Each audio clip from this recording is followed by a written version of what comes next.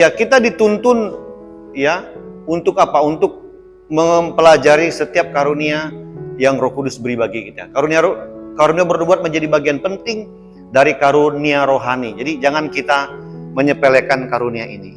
Ya, tentu kita doakan mereka yang memiliki karunia ini supaya diberikan hikmat untuk menyampaikan. Begitu. Lalu ada berikutnya, fungsi kenabian itu di Perjanjian Baru itu menjadi saksi Kristus. Bukan hanya menyampaikan hukum ya, bukan menyampaikan dosa saja, menegur dosa, tetapi mereka juga menjadi saksi Kristus.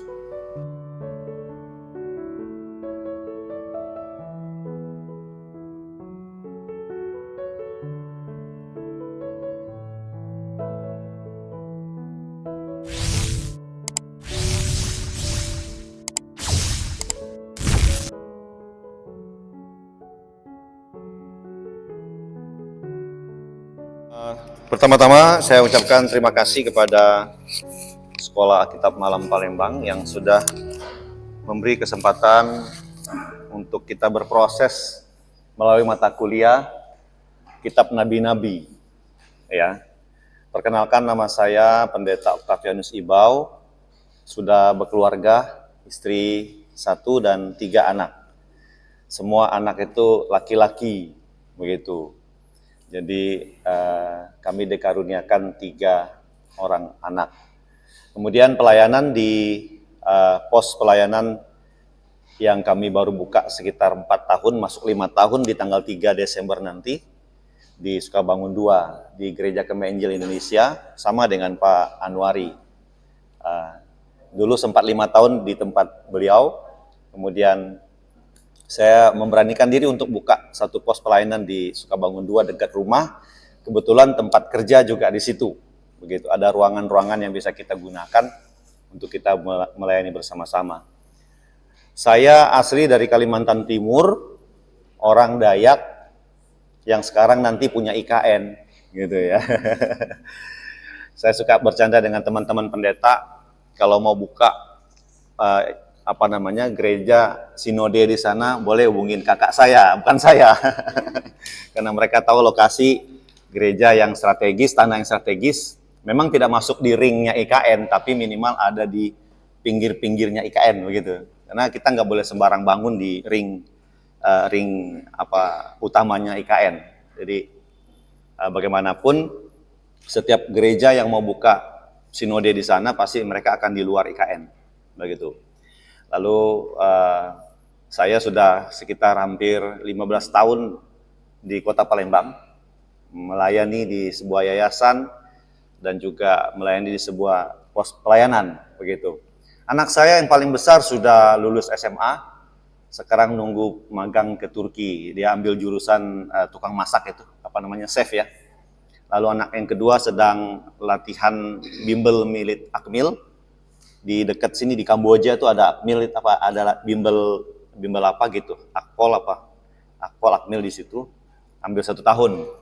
Dan anak saya yang paling kecil kelas 3 SMP atau kelas 9 di SMP Kamboja. Ya, itu saja dulu perkenalan ya. Nah, Bapak Ibu Saudara, kita akan masuk dalam mata kuliah yang cukup unik, dan setelah saya menyusun pelajaran untuk kita jalani bersama-sama, memang tidak semudah yang dipikirkan kitab nabi-nabi ini. Karena kita harus memahami konteks, teks, dan latar belakang setiap penulis. Karena mereka memiliki karakteristik yang berbeda-beda, sama kayak kita. Mereka dipanggil tidak memiliki kesamaan dalam satu antara dengan yang lain. Tetapi herannya, tulisan yang mereka tulis itu ada benang merahnya.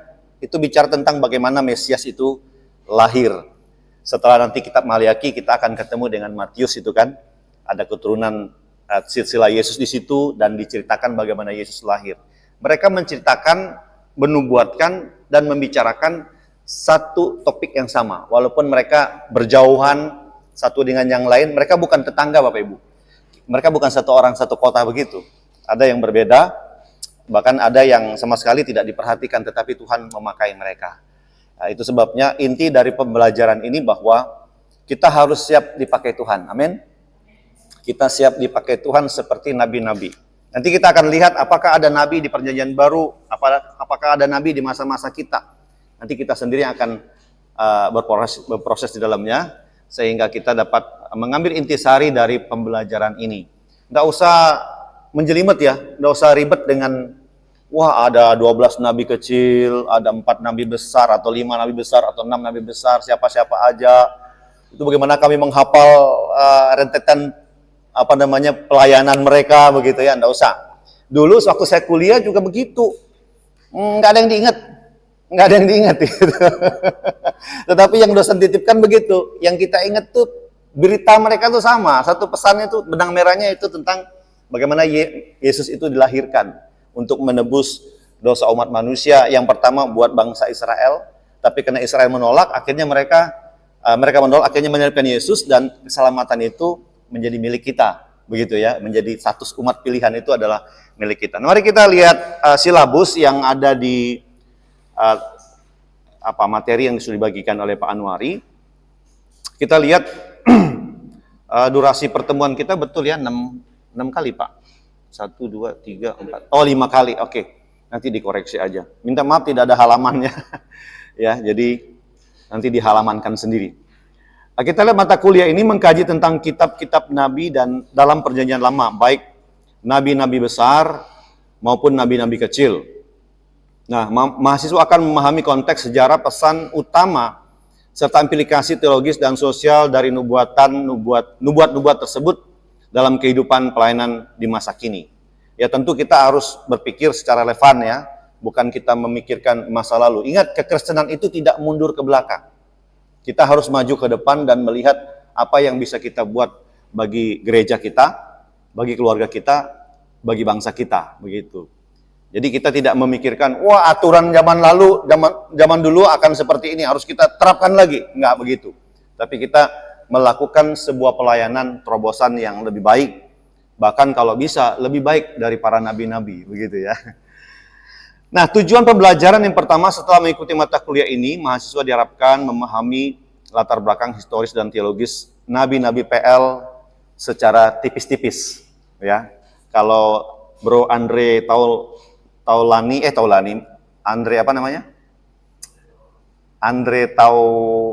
hamba Tuhan yang pernah khotbah di Metodis, pendeta Andre Taulani itu artis ya. Pak Pastor Andre bilang begini, kita iris tipis-tipis gitu ya. Karena nggak akan Andre Tunggal, iya. Andre Tung, saya mau cari nama dia punya marga, Andre Tung. Iya, Setung dia. Makanya dia sebutkan tunggal gitu. Iya, kita iris tipis-tipis ya. Lalu yang kedua, mengidentifikasi perbedaan serta tema sentral antara nabi besar dan nabi kecil. Ya. Lalu menerapkan pesan profetis dalam pelayanan dalam kehidupan sehari-hari. Ya tentu ini terkait dengan pelayanan kita masing-masing ya. Bapak Ibu adalah orang-orang yang profesional, dipanggil di bidangnya masing-masing. Nah, bagaimana kita menggunakan suara kenabian itu di tengah-tengah persoalan bangsa, persoalan keluarga, ya, sosial masyarakat, dan juga gereja yang ada di zaman ini, yang di zaman akhir ini. Lalu yang keempat, mampu menyusun, menganalisis, dan merefleksikan secara teologis terhadap teks-teks kenabian. Ya, ada beberapa contoh yang nanti mungkin kita bisa sharing bersama-sama tentang apa yang disebut dengan teks-teks kenabian, ya kan? Apa perlu ditafsir, apa perlu dibedah-bedah begitu, sehingga kita baru bisa tahu apa maksud daripada teks atau tulisan yang ditulis, pesan yang diterima oleh para nabi-nabi ini gitu. Karena kadang-kadang kita nggak bisa hanya mengerti dengan letterlek saja, terus kita harus menelusuri latar belakang dengan ada tulisan ini, dan apa maksudnya, apa relevansinya, dan apa korelasinya dengan perjanjian lama, perjanjian baru begitu. Karena apa yang dibuat oleh nabi-nabi besar dan nabi-nabi kecil itu akan terjawab di perjanjian baru. Baru bisa dikatakan itu sebuah nubuatan yang membawa perkenanan bagi umat Tuhan begitu. Nah, ada juga yang sudah terjadi, ada juga yang belum terjadi. Nah, semua nanti itu dirangkum di kitab Wahyu. Betapa hebatnya itu.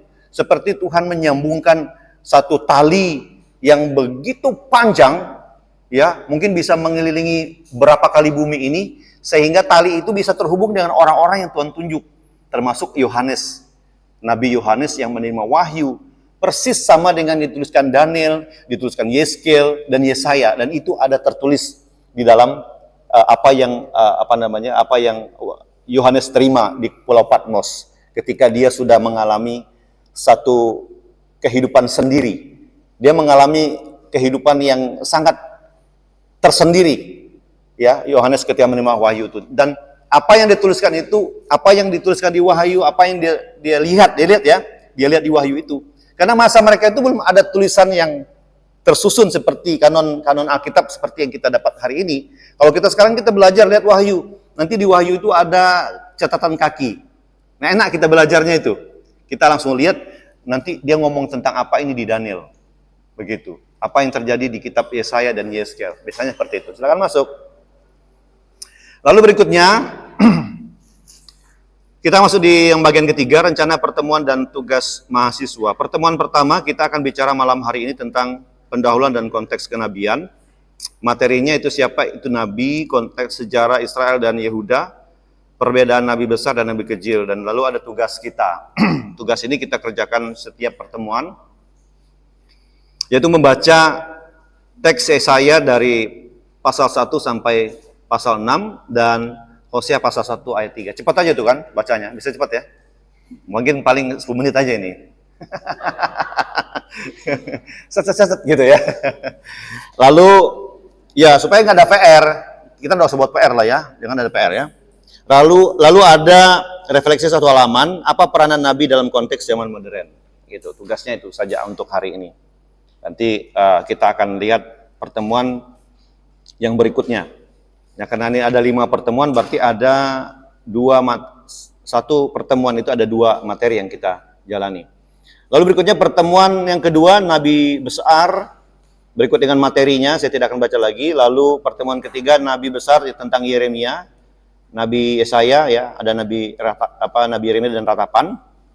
Lalu Nabi besar yang berikutnya, pertemuan keempat, mungkin ini bisa digabungkan nanti pertemuan berikutnya, yaitu Yeskel dan Daniel. Pertemuan kelima baru kita bahas tentang nabi-nabi kecil, ya. Nah, kemudian yang terakhir pertemuan kelima yaitu nabi-nabi kecil bagian kedua. Jadi dia ada part 1 dan part 2. Ya. Kita lihat bagian keempat, angka Romawi keempat, penilaian. Komponen penilaian itu kehadiran dan apresiasi itu 20%. Lalu tugas akhir itu ujian ya. Tugas akhir itu ujian. Ya, ujiannya nanti saya kasih tahu apa maksud ujiannya. Nanti bikin soal sendiri, dijawab sendiri. Nah, kan mudah kan? Iya kan? Buatlah dewek-dewek gitu kan. Kan nggak boleh nyontek gitu. Bikin pertanyaan sendiri, dijawab sendiri. Dan kerinduan saya nanti yang dibuat itu bisa dikhotbahkan gitu. Menjadi materi kita untuk kita sampaikan kepada jemaat ataupun keluarga yang kita layani. Lalu ada presentasi dan analisis kitab, itu 20%. Itu ada di pertemuan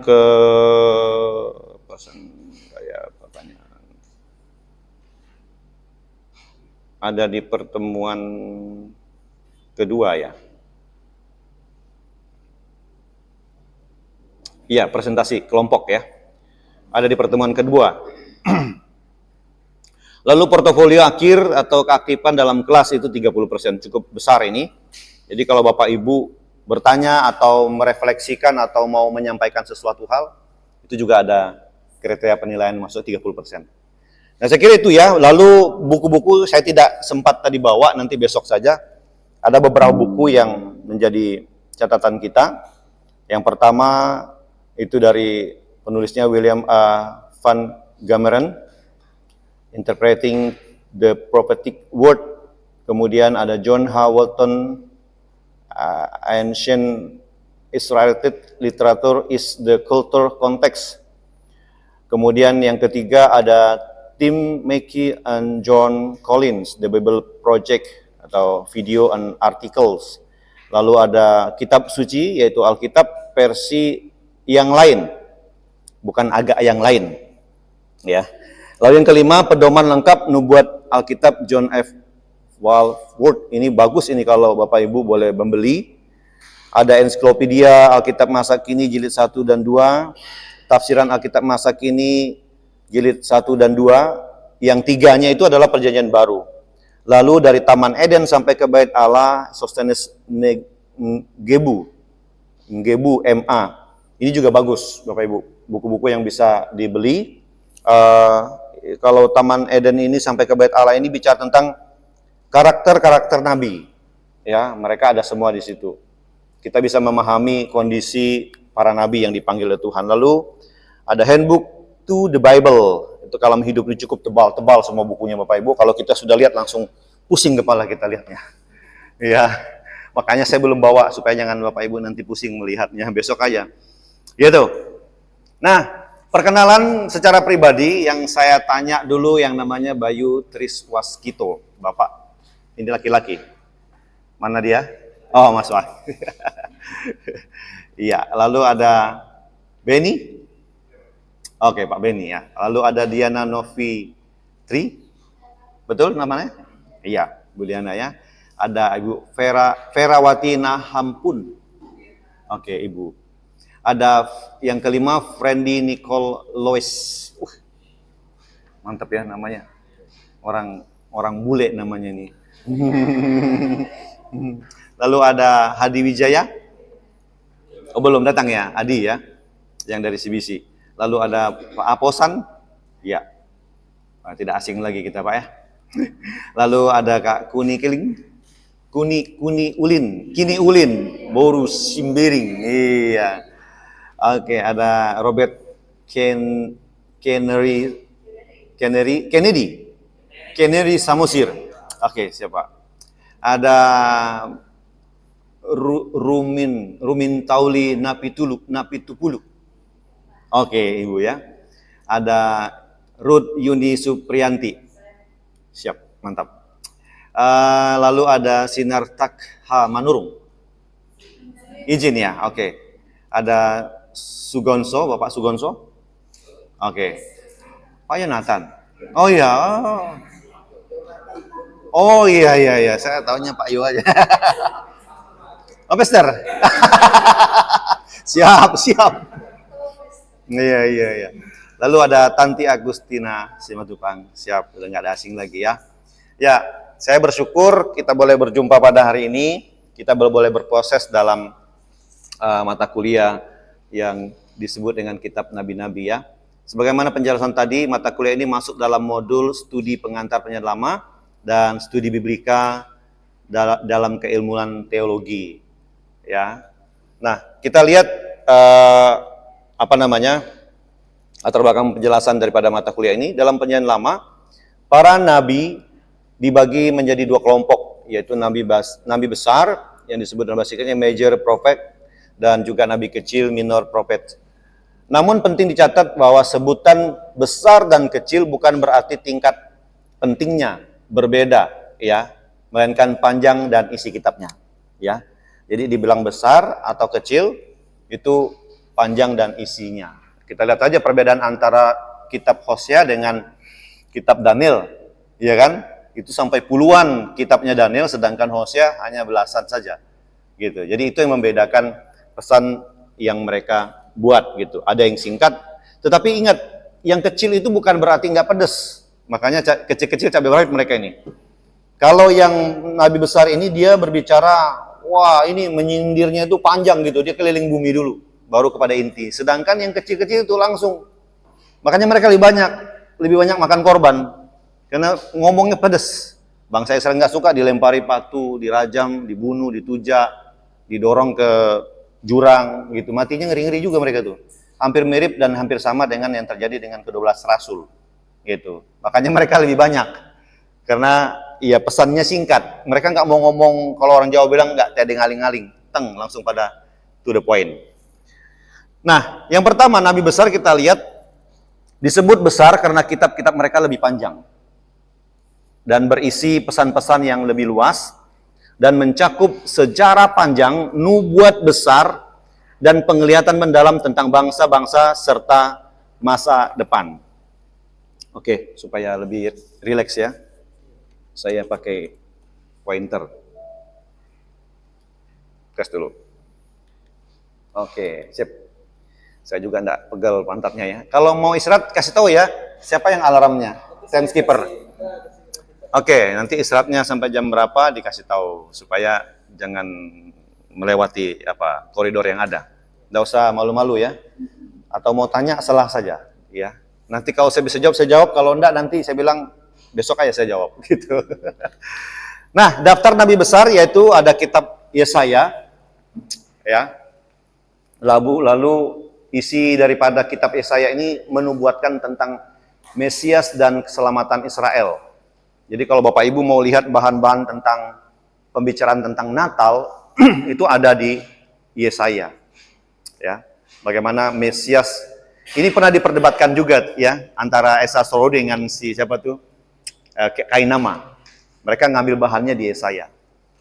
Kalau orang Islam mereka bilang nubuatan di Yesaya itu bukan untuk Yesus Kristus, sedangkan kita ya itulah yang harus kita pertahankan di teologi kita.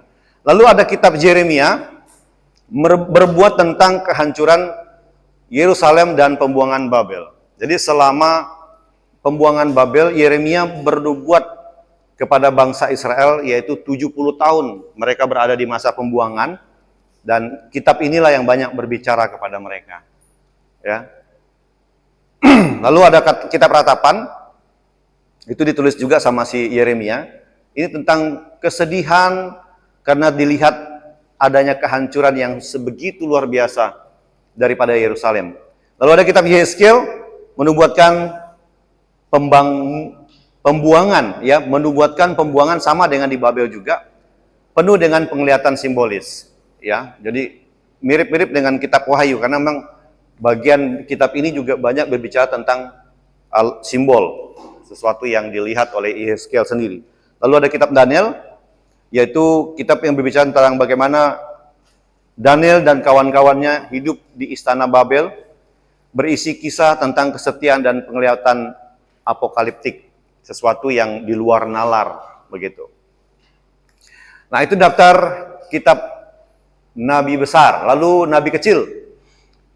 Disebut kecil karena kitab-kitab mereka lebih pendek, bukan karena pesan mereka kurang penting atau badannya pendek begitu ya. Badannya kecil gitu. Tetapi memang tidak terlalu panjang. Seperti saya bilang, mereka lebih kepada poin yang Tuhan ingin sampaikan kepada bangsa Israel. Mereka menulis nubuat yang lebih singkat dan lebih spesifik pada waktu. Kalau pencet ini, ini. Untuk waktu atau situasi tertentu. Daftar nabi itu ini, Bapak Ibu nanti hafalin ya. Ngomong-ngomong, sudah hafal daftar buku Perjanjian Lama belum?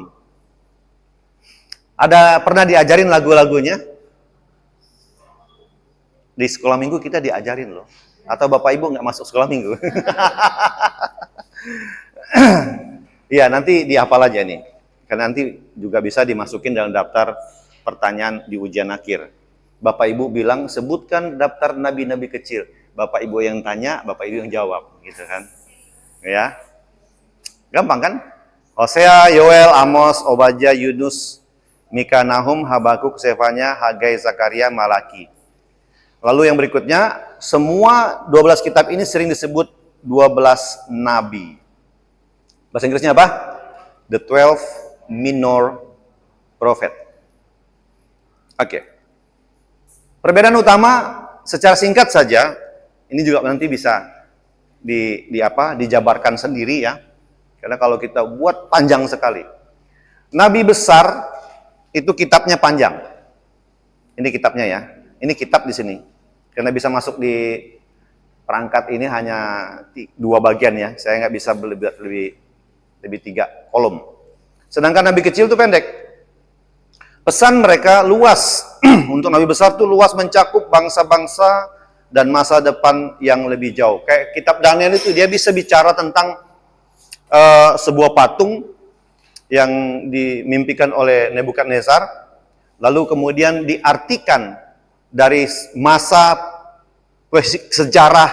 sejarah bangsa-bangsa sampai sekarang. Itu ada di kitab Daniel. Jadi dia bisa berbicara tentang bangsa, Pak Spentong bilang, dia bilang apa yang dicatat oleh Alkitab itu mencakup bangsa-bangsa yang percaya maupun bangsa-bangsa yang tidak percaya.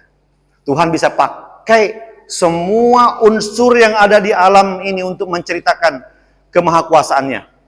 Jadi kita tidak, kalau yang mereka ini tidak, Nabi besar ini tidak hanya mencakup kepada bangsa Israel, Nabi besar khususnya, tapi mereka bisa berbicara untuk menjelaskan maksud Tuhan bagi orang percaya dan bisa memakai bangsa yang lain untuk menjelaskan pesan Tuhan bagi umatnya. Dan sedangkan Nabi kecil lebih spesifik fokus pada situasi dan dosa tertentu, ya. Kayak Hosea itu disuruh ngelonte, Bapak Ibu. Wah, ini kasar banget ngomong Pak Pendeta. Ya memang begitu. Nanti baca ya, Hosea itu agak risih kita bacanya. Pergilah kamu ke Sundal, kawinlah dia, beranakanlah anak-anak Sundal. Wah, kalau kita salah-salah bisa dong saya pakai ayat ini untuk bersundalan. Iya kan? Kalau yang sebelah begitu, dia pakai ayat ini untuk melakukan hawa nafsunya, boleh kawin 3 kali, 4 kali gitu ya. Nah ini kita nggak bisa begitu, karena apa? Bukan itu maksud daripada pesan yang singkat itu. Ada maksud Tuhan untuk menegur dosa bangsa Israel. Tetapi dia tidak ribet gitu, dia tidak muter-muter, tapi langsung kepada dosa. Misalnya dosa yang tegur dalam kitab Hosea itu adalah karena mereka suka berbaal, berzina dengan Baal, zina secara rohani. Lalu Nabi besar itu hanya 5 orang, ya, hanya 5 kitab, bukan 5 orang, karena ada satu orang menulis 2 kitab, yaitu tadi siapa? Yeremia dan Ratapan sama ya penulisnya. Jadi 5 kitab. Lalu jumlah ini 12 kitab dengan beda orang tadi, nggak sama. Tidak juga satu keluarga mereka ini, mereka hanya satu bangsa saja. Berbeda-beda asal sukunya. Jadi Tuhan waktu itu tidak memilih hanya suku Lewi, Bapak Ibu ya, itu satu informasi buat kita. Dia tidak hanya memilih suku Lewi untuk menjadi nabi. Dia bisa menggunakan siapa saja. Dari 12 suku itu dia bisa pakai. Yang tentu memiliki kriteria yang pas. Nah, siapa itu nabi? Dari sini bisa Bapak Ibu ada pertanyaan atau ada pernyataan yang mungkin bisa disampaikan? Memang singkat. Pak Pendeta Ferry sudah bilang, saya tahu itu mata kuliah ini akan luas cakupannya. Jadi singkat-singkat aja Pak Pendeta, dia bilang gitu. Kalau ada pertanyaan jangan sungkan menyela ya. Saya akan jawab kalau saya bisa jawab. Saya akan pending besok kalau bisa pending besok untuk dijawab. Oke, kita masuk ke siapa itu nabi? Ya, pertanyaannya mungkin apakah di antara kita tadi ada sebut pastor tadi kan? Bisa jadi dia nabi. Hah? Oh gitu. Wah, itu apa tuh? Kalau orang Islam itu apa? Nabi yang akan datang itu apa? Bukan. Hah? Bukan Dajjal, Pak, itu penjahat itu. Imam Mahdi. Ya. Iya, bisa jadi gitu. Nah, apakah nabi itu gelar akademik? Dibuat-buat atau adakah syarat yang harus dilewati seseorang yang menamakan dirinya nabi? Yang ikut persekutuan GM kemarin, GM Blessing, kami ketemu dengan nabi akhir zaman. Woi, ngeri, merinding kita kalau mereka dengar dia ngomong begitu. Jadi dia suruh yang perutnya maju-maju, pendeta-pendeta yang perut-perutnya maju itu disuruh untuk bertobat. Ngomongnya gitu, dia nggak tedeng-aling-aling. Ini pendeta-pendeta yang banyak perutnya besar itu katanya disuruh bertobat katanya. Saya sudah mengerti maksudnya mau olahraga gitu kan. Disuruh kita hidup sehat gitu loh. Gitulah Nabi. Ya, salah satu cirinya dia nggak malu berbicara. Makanya orang banyak sakit hati kalau hamba Tuhan itu bicara menegur dosa. Dia lebih banyak menegur dosa ya. Siapa itu nabi dalam kitab Perjanjian Lama ya? Kita Perjanjian Lama dulu ya. Disebut dalam bahasa Ibrani itu navi, persis seperti apa yang ditulis seperti ini ya. Ya. Sudah ikut bahasa Ibrani kemarin? Oh, belum ya? Bu Susan? Oh, enggak ada ya. Terlalu mepet ya. Ya, berarti nanti ya, masuk sekolah teologi aja kalau mau. Lanjut. Oke, adalah orang yang dipanggil dan diutus oleh Allah untuk menyampaikan firman-Nya kepada umatnya. Hanya terbatas kepada umat Israel. Makanya kalau ada hari ini yang mengaku nabi, kalau dia bukan berasal dari Israel, ya berarti dia masuk dalam nabi perjanjian baru, begitu ya. Begitu ya. Tapi kalau ada nabi yang setelah Yesus ngaku-ngaku nabi dan jelas-jelas nggak ada keturunannya dari Israel, ya tidak masuk dalam kategori nabi Tuhan gitu ya. Karena setelah Yesus itu banyak sekali yang mengaku dirinya ini itu ya. Tapi pada akhirnya mereka tidak bisa bertahan. Seorang nabi bukan sekedar peramal masa depan, ya. Artinya dia bisa melihat masa depan, dia bisa berbicara sesuatu yang tidak manusia biasa lihat. Tetapi terutamanya menyampaikan kehendak Allah, baik berupa teguran, peringatan, penghiburan, maupun pengajaran. Nah ini yang seringkali umat Israel nggak suka. Termasuk raja-raja Israel itu. Ada beberapa nabi-nabi kecil itu yang akhirnya kepalanya itu kepalanya dipenggal. Gak apa-apa kan kalau ngomong langsung ya Pak ya. Kalau di TikTok tuh kita nggak boleh bilang kepala dipenggal, dibunuh, segala macam. Kita harus menyamarkan bahasanya di TikTok. TikTok tuh lebih rohani daripada pendeta. Nggak boleh bilang apa, apalagi kalau kita nyedot minuman begitu, dipikirnya kita minum minuman keras. Minum gitu ya pas lagi live gitu kan. Jadi TikTok tuh jauh lebih rohani dia. Ya itu informasi bagi mereka yang mau live di TikTok. Nah, fungsi utama Nabi, lihat menyampaikan firman Allah. Bukan pendapat pribadi, tetapi apa yang Allah wahyukan kepadanya. Contohnya, beginilah firman Tuhan. Sering muncul di kitab Nabi-Nabi. Ya, Allah bersabda, Tuhan berfirman.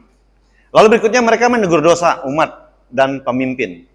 Misalnya kalau kita lihat dalam 2 Samuel 12 ya, Nathan menegur Daud, ya kan? Teguran itu sangat nyata. Lalu yang berikut menentukan umat kembali kepada perjanjian dengan Allah. Menuntun umat kembali kepada perjanjian dengan Allah, memberitakan pengharapan dan rencana keselamatan Allah, termasuk nubuat tentang Mesias. Ini tadi benang merahnya Bapak Ibu. Selalu ingat, Alkitab Perjanjian Lama itu selalu bicara tentang ini. Ya. Makanya Yesus bilang, aku datang bukan untuk menyediakan hukum Taurat, ya kan? Tetapi aku datang apa? Untuk menggenapinya. Dalam penggenapan itu sempurna yang datang. Dia bukan manusia biasa, ya. Dia bukan manusia yang diangkat di samping Tuhan begitu. Tuhannya sebelah kanan, dia di samping sini. Enggak begitu. Pernah lihat begitu di agama lain? Ya kan? Mereka sebut Tuhannya di sini, lalu nabinya di sebelah sini. Tidak begitu. Tidak diangkat, tapi benar-benar mereka datang untuk menyampaikan berita tentang Mesias. Yang heran itu mereka hidup di tempat, di zaman yang berbeda, tapi mereka punya pesan yang sama. Persis seperti sudah diajarkan gitu, sudah disampaikan pesan ini kepada 12 orang tadi. Mati dia. Oke. Kadang nubuat menubuatkan masa depan, tetapi selalu dalam konteks rencana Allah bagi umatnya. Antara Allah dengan Israel ya, mereka tidak terlepas dari apa yang mereka sampaikan. Contoh nabi-nabi terkenal. Ada Musa. Dianggap nabi terbesar dalam Ulangan 34 sampai 10. Ya. Lalu Samuel dan juga nabi dan hakim-hakim. Samuel dia termasuk seorang nabi dan juga seorang hakim. Samuel ya. Ini Samuel yang mamanya siapa? Bapaknya siapa? Wih, ahli kitab semua sudah nih. Sudah Pak, besok masuk kuliah. Lalu ada Nabi Elia dan Elisa. Peristiwa apa yang paling menarik Bapak Ibu tentang kedua nabi ini? Ada yang bisa bercerita? Yang paling menarik bagi saya ketika Elia naik ke surga dengan kereta kencananya. Nah, ingat informasi itu ya, kereta itu si siapa Sinterklas itu menggambarkan si ini nih, si Elia. Mereka menggambarkan kereta kuda itu keretanya Sinterklas yang kita lihat setiap Natal. Gambarannya itu ya. Walaupun Sinterklas itu bukan Elia, bukan. Mereka hanya menggambarkan itu saja. Peristiwa yang paling menarik itu ketika Elia naik ke surga, tinggal sedikit lagi dia tangkaplah jubah. Pertanyaannya, Elia pakai baju enggak ke surga? Dengan kondisi apa? Enggak berbaju ya. Itu kan pertanyaan yang, pemikiran yang sederhana yang mungkin bisa saja kita kembangkan. Lalu kita kembangkan, oh iya, Elia ketika dia naik ke surga, dia langsung menggunakan tubuh kemuliaan. Mungkin ya, karena setahu kita kan darah dan daging tidak boleh ada di surga.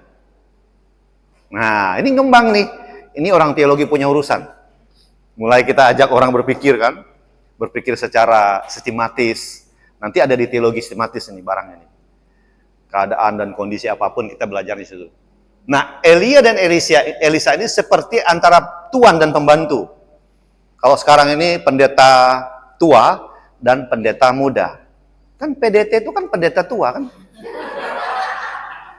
Iya kan? Nanti ingetin Pak Gembalanya ya. Kalau ada PDT berarti pendeta tua. Lalu ada PDP, pendeta pembantu. PDM, pendeta muda. Nah, Elisa ini pendeta mudanya lah. Dan dia belajar banyak dari Elia. Dan kemudian mereka melakukan mujizat persis sama. Ketika Elia sudah naik ke surga dengan keretanya, apa yang terjadi? Nabi-nabi Baal mengolok-olok Elisa kan? Itu peristiwa yang sangat menarik. Terus apa yang terjadi? Kalau kita mau membuat itu semenarik mungkin, kalau dialegorikan, kalau di khotbah itu, sudah belajar tentang khotbah kan? Sudah? Sudah kan? Diajarin nggak tentang khotbah alegoris? Enggak. Nah, kalau dialegorikannya begini. Aduh, aku sudah kalah, tuanku sudah pergi, aku nggak bisa buat apa-apa lagi. Tapi dia lupa, dia pegang jubahnya Elia tadi, lalu dia dengan rasa frustasi, dia pukul itu sungai apa? Kerit. Lalu apa? Akhirnya sungai itu terbelah menjadi dua. Persis seperti yang dilakukan oleh Elia. Elisa pun bisa melakukan hal yang sama. Nah, disitulah dia akhirnya ditakuti oleh nabi-nabi Baal itu. Dan mereka lari terbirit-birit. Lalu ingat lagi peristiwa, maaf Pak Aposan. Ketika dia masuk sebuah kota, ada 45 anak atau 43 anak. Ada yang ingat? 42 ya Pak ya? Mereka bilang apa Pak? Oh, iya. Makanya saya minta maaf tuh. Oh iya, tunggu dulu, habis itu ceritanya begitu. Hati-hati. Makanya saya minta maaf dulu kan. Jangan sampai singa menerkam saya gitu kan. Iya. Sudah. Jadi peristiwa-peristiwa begitu kita ingat bahwa ternyata mempelajari kisah nabi-nabi ini membawa kita kepada sebuah pengertian yang lebih dalam begitu. Mereka juga punya perlindungan yang sangat ketat dari Tuhan. Walaupun kehidupan mereka mungkin terasingkan, tidak sama dengan manusia lain. Mereka kadang-kadang bicara sendiri seperti orang stres, orang gila gitu. Mereka merasa frustasi. Ya sama kayak siapa yang pernah lari ke ini ya? Elia apa Elisa? Yang lari setelah mengalahkan Nabi? Iya kan? Padahal dia baru melihat mujizat Tuhan. Jadi begitulah kehidupan para nabi, penuh dengan drama-drama yang membuat mereka debar. Nah, cerita Elisa ini kan setelah dia diolok-olok 40 berapa tadi? 42 anak. Setelah itu dia berdoa kepada Tuhan. Datanglah 2 singa, entah dari hutan mana, datang menerkam 42 anak itu dan merobek-robek mereka sampai mereka mati. Ya. Makanya kalau Nabi bicara itu nggak sembarangan. Harus hati-hati.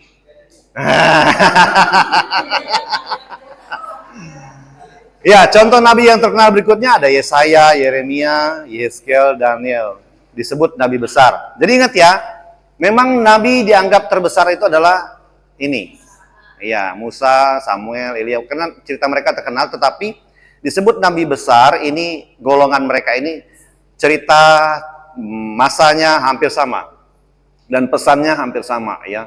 Jadi disebut Nabi besar tadi karena mencakup tentang pemberitaan, penghukuman, penghakiman dan juga kesengsaraan yang dialami oleh bangsa Israel. Fokusnya ingat, semua nabi ini bicara tentang bagaimana umat Israel itu baik atau tidak baik kondisi mereka. Lalu contoh nabi-nabi terkenal ya ini dia ya, Hosea, Yoel, Amos, Mika dan lain-lain.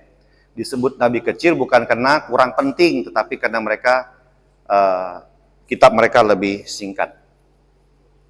Syarat atau kriteria seorang nabi sejati menurut Alkitab, berarti di menurut lain juga ada. Dipanggil langsung oleh Allah, setia menyampaikan firman Allah, bukan menyenangkan manusia. Ya, banyak pendeta sekarang yang menyenangkan manusia ya. Kalau ada majelisnya yang berdosa, dia bilang enggak apa-apa gitu ya. Itu menyenangkan hati manusia itu. Kalau nabi zaman dulu tuh enggak. Ketika Nathan menegur Daud, apakah ada bahasa-bahasa sindiran? Enggak ada. Anakmu akan mati. Akibatnya itu. Langsung to the point. Supaya apa? Orang itu cepat sadar. Ajarannya sesuai dengan hukum dan perjanjian Allah. Sesuai ya. Kesesuaian dengan hukum Taurat, dengan adat istiadat nenek moyang bangsa Israel. Lalu nubuatnya terbukti benar. Satu yang membedakan nabi yang disanjung oleh mayoritas hari ini, dia nggak bisa bernubuat. Boleh dicek. Ya. Nabi yang dianggap nabi yang paling besar, itu dia tidak bisa bernubuat. Dia bukan nabi. Ya kan? Dia angkat diri sebagai nabi. Lalu berikutnya yang unik, nama nabi mereka itu SAW. Tahu artinya saudara? Semoga dirahmatin oleh Tuhan mereka. Semoga. Jadi nama belakangnya baru semoga. Makanya kalau mereka bilang yakin selamat, ya semoga. Sedangkan seluruh nabi selain SAW tadi, itu nabi dari Israel itu disebutkan dirahmatin oleh Allah. Dan hanya dia sendiri yang menamakan dirinya, sedangkan nabi dari Israel itu dari panggilan dari Tuhan, begitu. Ya. Kita dapat informasi itu ya. Jadi nubuatnya terbukti. Apa yang mereka nubuatkan itu terbukti. Contoh, Maliaki. Nanti mama-mama, bapak-bapak, anak-anak akan bernubuat. Roh Tuhan akan ada pada mereka. Itu terjadi kapan di Perjanjian Baru? Pencurahan Roh Kudus, lahirnya gereja. Akhirnya kita bisa tuh bernubuat. Ada teman-teman kita di dalam gereja, jangan dihakimi, jangan diketawain kalau dia ngomong, Tuhan akan ada kuda begini, jangan diketawain, doain aja. Mana tahu itu betul-betul dari Tuhan. Gitu. Jangan aneh mendengar ada orang saya nabi. Lihat aja buah hidupnya bagaimana. Lihat tuh. Hidupnya kudus dan takut akan Tuhan. Kenapa saya selalu ke sana yang mayoritas tadi? Ya karena mereka terlalu menyanjung nabinya gitu kan. Tetapi lihat hidupnya apa? Apakah bicara tentang kekudusan? Murid Tuhan Yesus melahirkan 12 murid. Sedangkan nabi sana memperistrikan 12 orang. Pernah dengar itu? Rajin-rajin ikut Edis TV ya. Ya saya tidak mau terlalu dalam ke sana, tapi yang jelas hidup kudus dan takut akan Tuhan itu menjadi ciri seorang nabi. Yang berikutnya, aspek yang kita bisa nilai dari seorang nabi sejati dan nabi palsu. Sumber panggilannya dari Allah, ya nabi sejati, sedangkan nabi palsu itu dari diri sendiri dan motivasi duniawi. Isi pesannya adalah firman Tuhan, menegakkan kebenaran, itu nabi sejati, sedangkan nabi palsu itu menyenangkan manusia dan menyesatkan. Oke? Aspek berikutnya yang kita bisa nilai, kesetiaan, setia meski ditolak. Ya, sering ditolak kan? Karena mereka bicara kebenaran, sedangkan nabi palsu mencari keuntungan dan pujian. Kayaknya ada di antara kita ya. Maksudnya ada yang hidup di antara kita di zaman ini. Ada ya. Bukti, ya aspek berikutnya buktinya apa? Dia bernubuat digenapi, hidupnya kudus. Sedangkan nabi palsu itu nubuatnya nggak pernah, apalagi mau bernubuat pasti gagal dan hidup tidak benar. Ya, saya kira ini kali ya. Nah, perbandingan dan fungsi. Oh ya, ini satu lagi. Di Perjanjian Lama dan PL itu ada perbandingan fungsi nabi. Satu, nabi dalam Perjanjian Lama itu fungsi utamanya adalah menyampaikan firman Allah secara langsung. Ya, sering melalui wahyu, penglihatan atau suara Tuhan. Contoh Musa, Yesaya, Yeremia. Lalu berikutnya menegur dosa, ya, dan ketidaktaatan umatnya serta pemimpin. Mereka berani menegur pemimpin. Bukan dekat-dekat pemimpin supaya dapat keuntungan. Enggak, mereka negur. Mereka tidak melihat raja itu sebagai yang tertinggi, tapi mereka melihat sama. Engkau adalah umat Tuhan. Jadi tidak ada ketakutan bagi mereka untuk menegur pemimpin. Kita lihat di Sibolga sekarang. Apa yang terjadi?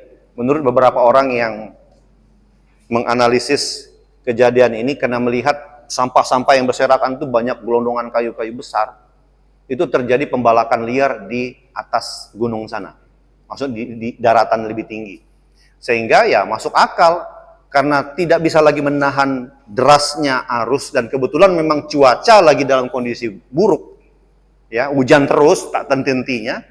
Nah, karena di sana sudah ada pembalakan liar, terjadi pertambangan yang masif dan akhirnya merusak ekosistem, maka yang terjadi apa? Kerusakan yang sangat luar biasa dan masyarakat jadi korban. Nah, seharusnya ada nabi, ada hamba Tuhan yang berani menegur pemimpin ini. Sekelas pimpinan sinode lah.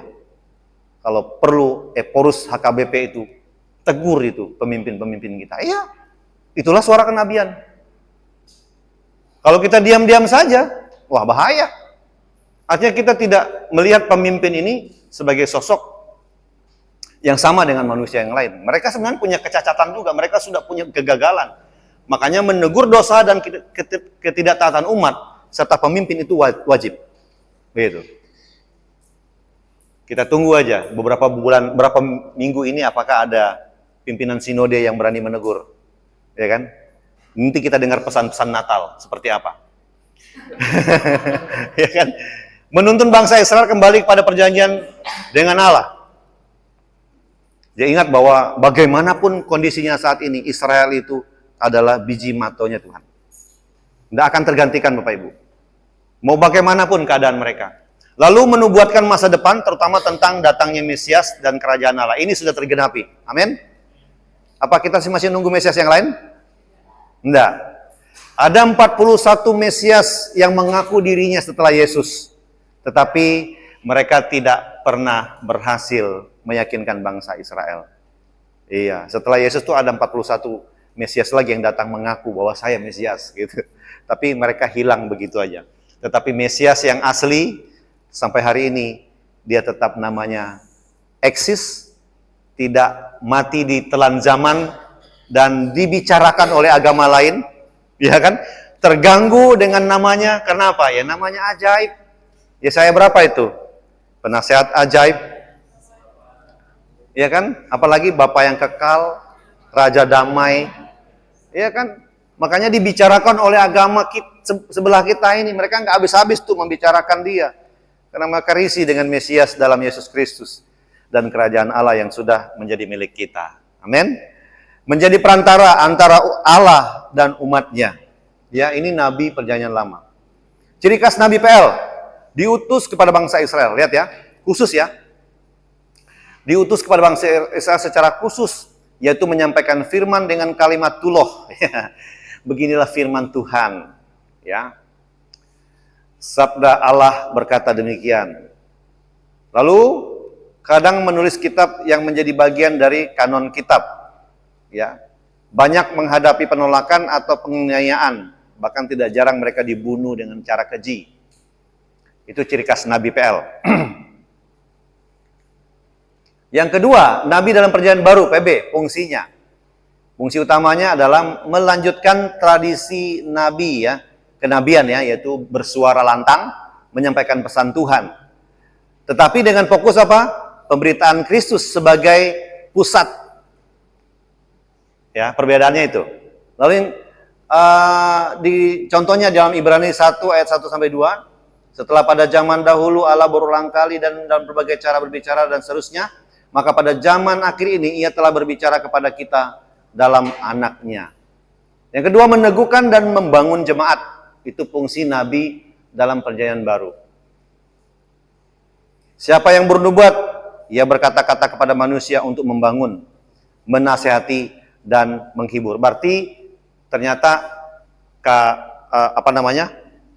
karunia kenabian itu masih dipakai dalam Perjanjian baru dan dalam masa kita hari ini.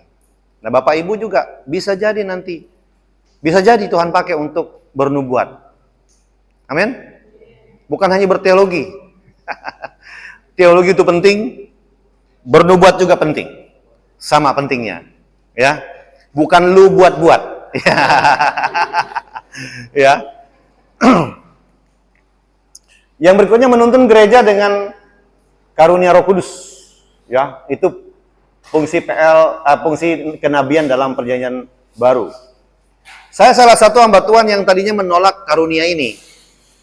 Tapi setelah saya belajar banyak, melihat peristiwa-peristiwa, jadi kalau ada gereja yang karismatik, dulu kan saya sering ikut doa, jaringan doa nasional di Jakarta kan.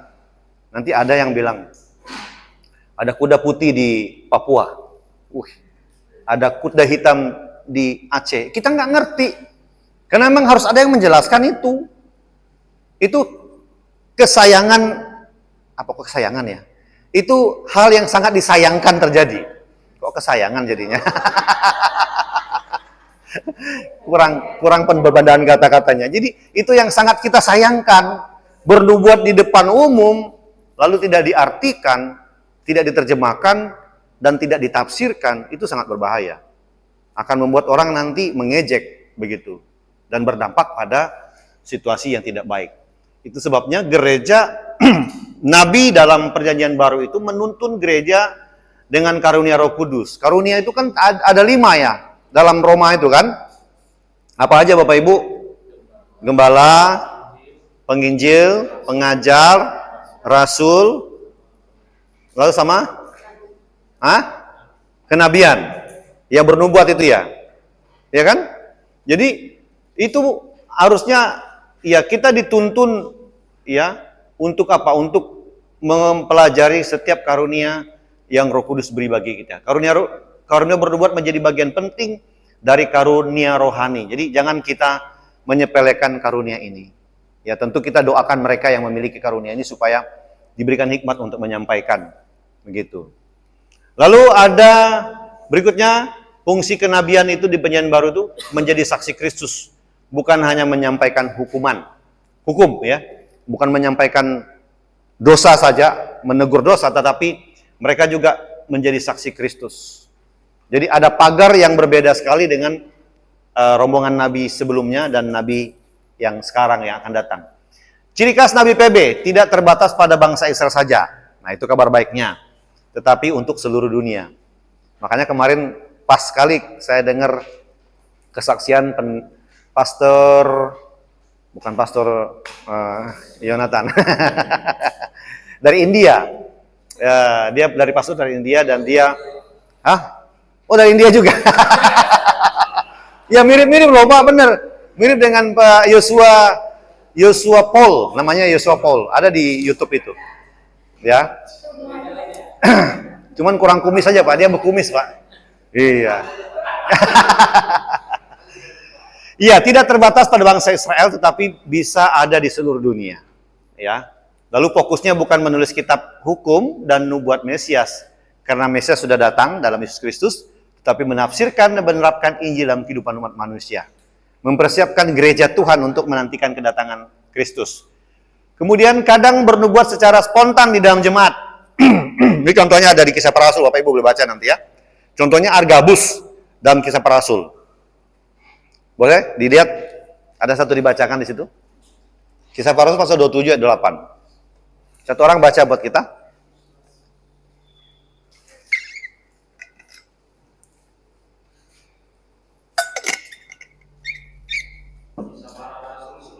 Ya. Pada waktu itu datanglah beberapa nabi dari Yerusalem ke Antioquia. 8. Seorang dari mereka yang bernama Agabus bangkit dan oleh kuasa Roh ia mengatakan bahwa seluruh dunia akan ditimpa bahaya kelaparan yang besar. Hal itu terjadi juga pada zaman Claudius. Ya. Jadi secara apa? Secara spontan dia menyampaikan ini dan itu sudah terjadi. Ya, dan itu apa yang dilihat sama Agabus itu sudah terjadi dalam kehidupan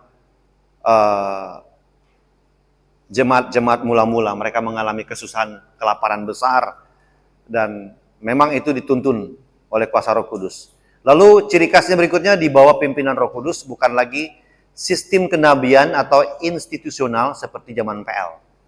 Itu. Zaman Nabi 12 nabi kecil itu, lalu 5 nabi besar atau 5 kitab nabi besar, itu memang secara institusi yang mereka disahkan, diterima dalam sejarah bangsa Israel. Tetapi kalau di BPB ini ya mereka, kita tidak lagi di bawah institusi orang Israel, tapi kita langsung dikendalikan oleh kuasa yang sama. Amin. Gereja Bapak Ibu ada Roh Kudus? Ada ya? Iya loh. Jangan sampai kita diejek sama gereja karismatik. Wah, nggak ada Roh Kudusnya ini. Iya, boleh Pak.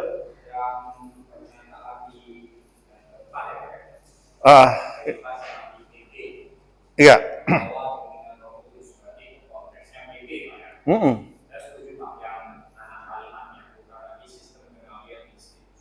Nah, pertanyaan saya Pak, kalau dari yang kalimat awalnya itu mengindikasikan bahwa PL itu nabi-nabi itu bernubuat tidak bahwa di Kudus. Iya. Jadi gimana? Mau diusulkan bagaimana? Memang PL juga Roh Kudus ada, begitu. Di bawah. Kalau saya bilang, ya kalau boleh usul ya. Itu aja bukan lagi sistem kenabian institusional. Oh, ini? Oh, berarti ini dihapus ya? Nah, boleh aja. Iya. Iya. Nggak apa-apa diusulkan begitu kan?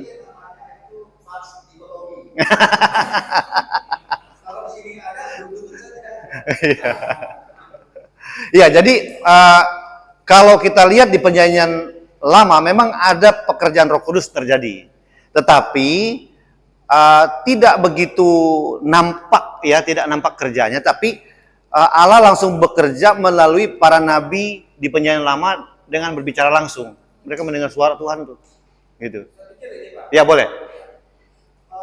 Sedikit konteks kita itu, pemahaman kita itu ya, penjelasan sekali ini Pak Kadeka, bahwa nabi itu kan jabatan Pak. Betul. Tapi yang Bapak bawa untuk perjanjian lama itu sebenarnya fungsi. Ya, fungsi ya. Nabi sudah tidak ada lagi Pak. Yesus. Secara jabatan. Ya. Tapi fungsinya betul. Jadi terus kita garis bawahi. Ya. Kita akan ada nabi lagi. Ya. Jadi fungsi kenabian itu adalah itulah kita. Ya. Itu kita bisa dapat itu dari kuasa Roh Kudus. Ya.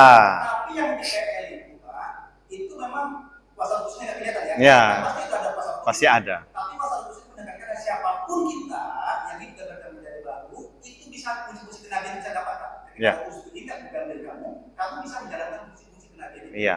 Jadi saya pikir garis kesepakatannya begitu Pak. Ya. Jadi tidak ada nabi lagi Pak. Tapi fungsi-fungsi kenabian. Fungsi kenabian ada, iya. Kita bisa jalankan fungsi kenabian yang dilakukan seperti iya. Oke.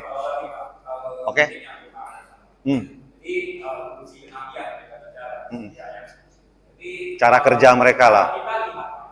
Ini jangan tahu teman-teman dan Bapak apakah melihat ya. Kalau saya melihatnya ini di dalam PL itu ada polanya Pak. Di dalam PD itu ada polanya. Pola PL itu merujuk kepada orang. Ya. Jadi tidak keluar dari konteks itu. Ya. Anda masih nabi palsu. Nah, di dalam PD itu juga harus seperti itu Pak. Di luar Roh Kudus. Ya. Itu kamu nabi palsu. Contohnya yang sebelah itu nabi juga Pak. Itu berarti nabi palsu. Iya.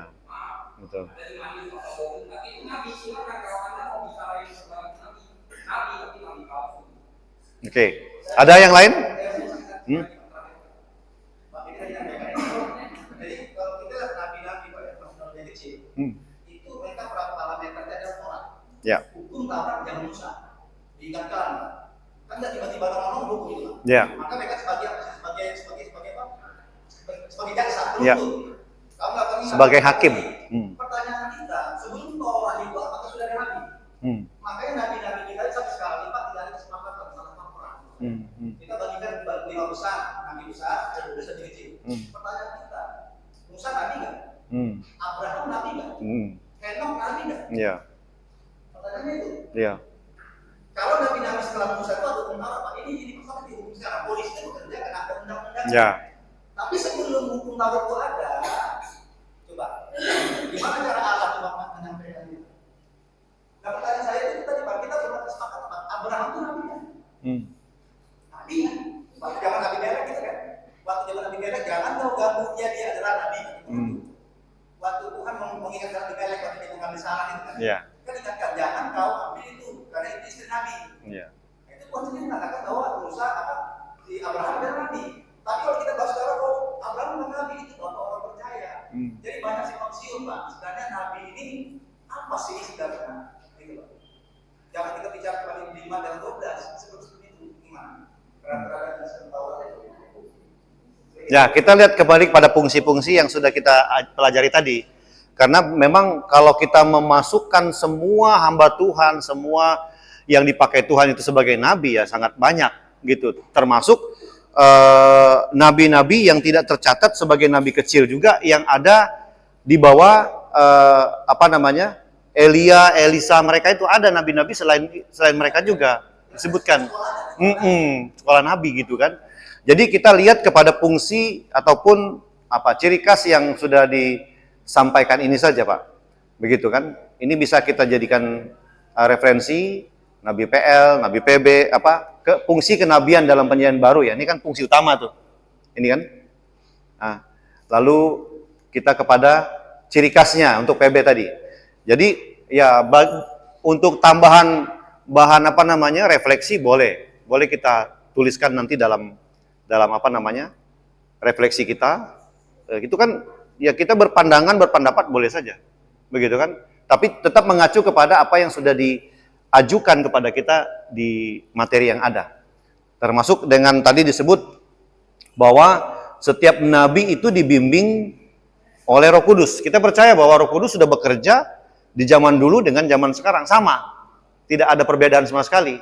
Tetapi nabi yang dulu mereka menggunakan Taurat itu sebagai dasar mereka bertindak dalam menghukum bangsa Israel begitu. Mereka tidak lepas dari itu.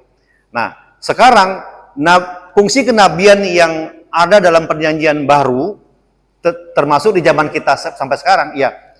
Fungsi kontrol itu ada di sini. Mereka hidup dalam kontrol Roh Kudus. Ya. Termasuk kita hamba-hamba Tuhan yang hidup zaman itu. Makanya pertanyaan saya tadi, di gereja kita ada Roh Kudus enggak? Gitu kan? Iya. Semua orang bisa klaim. Karena kan itu remnya itu di luar rem kita. Iya. Karena remnya fisikal kan. Oke, yang pertama. Yang kedua Pak, kalau dibilang Roh Kudus, pertanyaan apakah Roh Kudus itu mewahyukan kitab suci? Kita pasti jawab iya kan. Nah, kalau Roh Kudus mewahyukan kitab suci, yang 66 iya. ini Pak ya. Yang baru. Nah, Roh Kudus itu Allah. Jadi ini logiknya Pak. Kalau saya ya, logiknya seperti itu. Kalau seorang manusia dia berbicara lalu bertindak yang lain, itu nggak bisa dipercaya. Apa yang dia bicarakan dan yang dia buat itu lain itu nggak bisa. Iya. Sedangkan Roh Kudus mewahyukan ke 66 kita. Dia berbicara misalnya kepada saya klaim. Karena kan banyak Pak. Ya. Roh Kudus ngomong ini gitu. Nah, saya mau tanya Pak, benar nggak itu? Iya. Gini Pak, cara kita melihat benar atau tidak spontan. Kita lihat dari buah yang dihasilkan. Kembali ke ujiannya kepada firman. Ujilah segala sesuatu, kata firman Tuhan. Apapun yang orang itu perkatakan, makanya tadi saya bilang ketika seorang melakukan fungsi kenabian di perjanjian baru dan juga di masa kita ini tanpa ada penjelasan oleh orang yang sanggup menafsirnya, itu akan membahayakan banyak orang, mencelakakan banyak orang. Tetapi kita sudahi pemahaman kita tentang kontrol Roh Kudus ini Bapak. Lihat dari buahnya. Dari 9 buah roh yang ada di Galatia 5 itu, apakah itu terjadi dalam kehidupan orang itu? Atau semata-mata dia hanya mencari ketenaran dan kepentingan saja. Seperti tadi yang saya saksikan di Jam Blessing, ada seorang nabi berbicara tentang ini, tentang itu. Kita lihat apa yang menjadi pesan yang bisa kita terima, pesan profetik yang bisa kita terima, pesan kenabiannya, fungsi kenabiannya untuk menegur dosa kah? Atau membuat saya semakin semangat dalam pelayanan kah? Gitu kan? Jadi kita lihat hasil dari apa yang mereka ucapkan. Nah, kita mau lihat persamaan antara Nabi PL dan PB. Cuman saya mau disclaimer dulu, tetap bahwa fungsi Roh Kudus itu telah berlangsung dari sejak permulaan, ya. Hanya manifestasinya itu lebih akan terlihat setelah tercurahnya Roh Kudus di Pentakosta di Kisah Para Rasul 2. Nah, persamaan antara Nabi PL dan PB, aspek yang kita bisa lihat di sini adalah sumber panggilannya Allah yang memanggil Perjanjian Lama, ya, secara langsung, ya, dibuktikan dengan berbagai mujizat-mujizat, gitu kan, dengan berbagai hal yang mereka bisa buat supaya meyakinkan tentang sumber panggilan mereka itu dari mana. Lalu ada di Perjanjian Baru Roh Kudus yang memberikan karunia nubuat. Ya, artinya fungsi nubuat itu telah berlangsung sejak Roh Kudus dicurahkan dalam kehidupan gereja Tuhan pada masa Pentakosta. Ya. Jadi fungsi nubuat kenabian itu yang lebih kita pertebal dalam pertemuan kita ini. Lalu isi dan pesannya itu kalau Perjanjian Lama firman Allah, ya, Taurat yang menjadi dasar hukum mereka dalam mereka menghakimi dosa umat Israel, dan fokusnya hanya bagi umat Israel.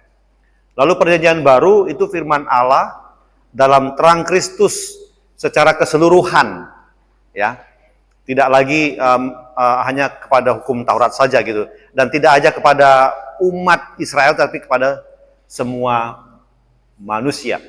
Tujuan atau aspek berikutnya adalah Perjanjian Lama, persamaan yang kita lihat menuntun Israel pada ketaatan perjanjian.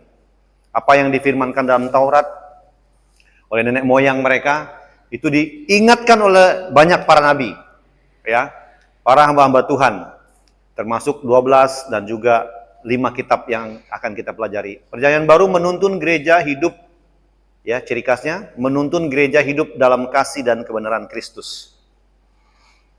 Lalu persamaan Nabi PL dan PB yang berikutnya, sikap umat seringkali menolak, ya, seringkali menolak, bahkan tidak sedikit cara mati mereka itu sangat mengenaskan, sangat tragis. Lalu kalau kita lihat PB juga memperingatkan agar menguji setiap nubuat. Tadi Kak Ulin bilang, ya, kita ada alat ujinya yaitu firman Tuhan, Alkitab. Ketika seseorang bernubuat, mari kita mengujinya dengan waktu, dengan firman. Begitu. Jadi nggak serta-merta kita langsung terima. Kalaupun ada yang bilang nanti habis ini giliran Bengkulu, habis ini giliran Lampung, ada malapetaka sedang menjalar gitu. Nggak apa-apa, ya, memang ring fire Indonesia ini kan. Yang jelas kita harus waspada dan berjaga-jaga. Begitu. Tidak selalu mengkaitkan hal itu kepada hal-hal yang rohani. Boleh saja, tapi kita harus mengujinya dengan firman, dengan waktu. Lalu ada landasan moral. Aspek landasan moralnya, Perjanjian Lama bicara kepada ketaatan pada Taurat. Mereka tidak keluar dari hukum Taurat. Tadi sudah dibahas oleh bapak-bapak ahli Taurat tadi kan. Wah, itu jangan. Ahli Taurat bener. Ini serius, ahli kitab kan. Kalau Farisi itu lebih kepada hukum yang berlaku. Ya, lebih kepada hakim-hakim gitu ya. Nah, lalu kalau PB hidup oleh Roh dan kasih Kristus. Nah, mari kita lihat sedikit apa yang menjadi tujuan kita hari ini, bahwa Yesus bukan saja sebagai penyelamat Mesias, tapi ia ada julukan yang sering kita dengar, dia juga adalah nabi. Ya, nabi, imam dan apa? Dan raja. Iya, 3 gelar itu ya. Dalam Alkitab, Yesus disebut sebagai nabi yang dijanjikan. Tuhan Allahmu akan membangkitkan bagimu seorang nabi seperti aku dari antara saudara-saudaramu. Dialah yang harus kamu dengar. Ini pun dikutip sama saudara-saudara kita seberang. Ya, itulah mereka bilang, itulah si Ahmad itu katanya. Enak aja. Jauh, bos.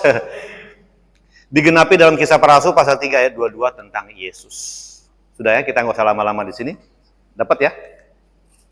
Jadi semua nabi dalam PL menuju ke arah Yesus, benang merahnya. Sang Firman yang hidup, yang menjadi manusia. Firman jadi manusia. Ya kan? Dalam PB, Yesus adalah nabi terbesar dan terakhir dalam arti pewahyuan. Nah, tinggal kita yang meneruskan apa yang sudah kita terima dari wahyu Kristus itu. Karena di dalam Dia, Allah sendiri berbicara kepada manusia. Firman yang telah menjadi manusia, diam di antara kita, dan Dia datang kepada milik kepunyaannya. Dan kitalah Dia. Makanya kalau orang yang bisa melihat dalam supranatural, mereka akan melihat kita ini berbeda. Nggak bisa ditembus dengan keilmuan mereka. Karena ada yang memprotek kita, yaitu firman tadi.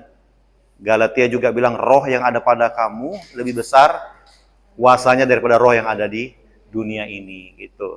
Makanya nggak perlu pendeta usir setan, Bapak Ibu bisa. Amin. Itu karena ada firman yang berkuasa dalam mulut kita, dalam diri kita.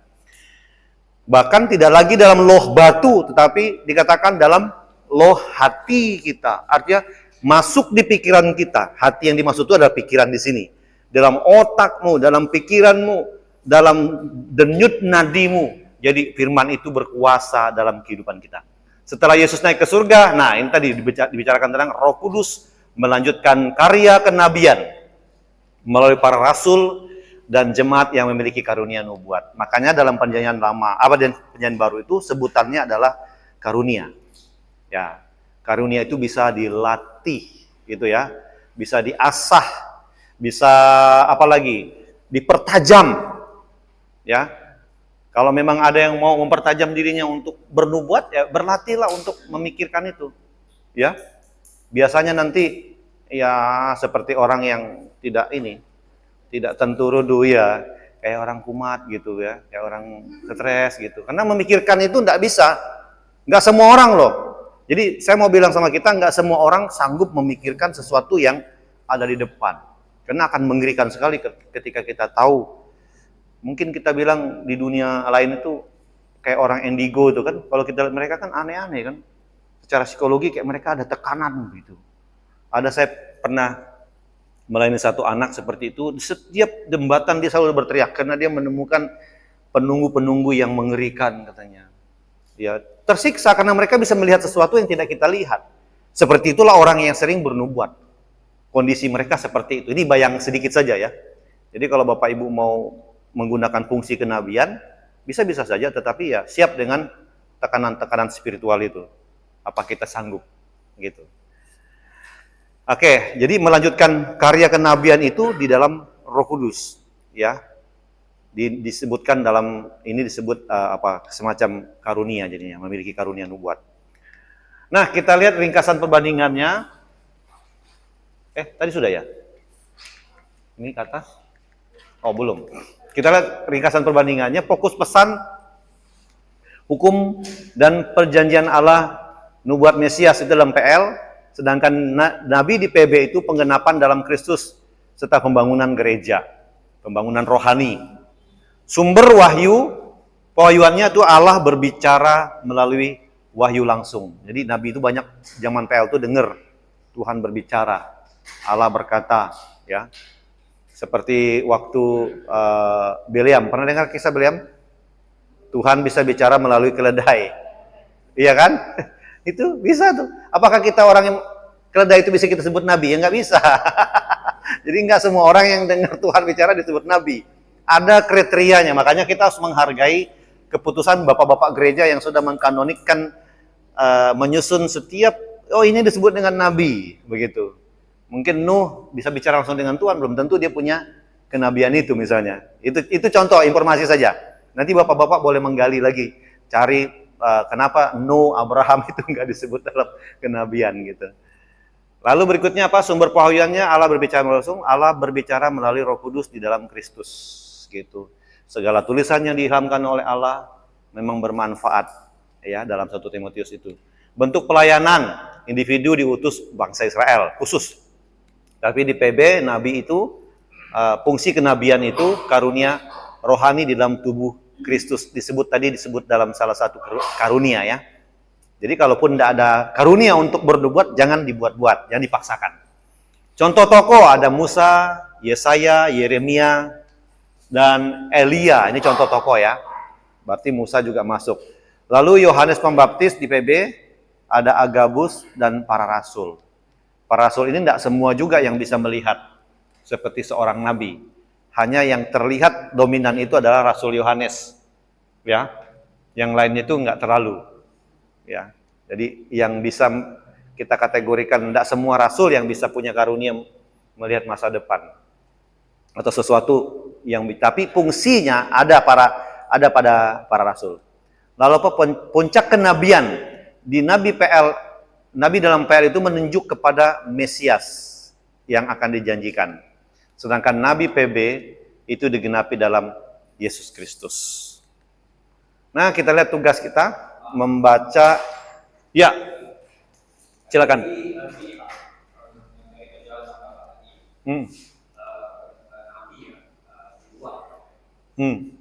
itu kan bernubuat salah satunya. Bernubuat. Jadi di dalam perjanjian baru rasul-rasul tidak semua mempunyai karunia bernubuat ya. Yang tentara itu Yohanes kan Pak.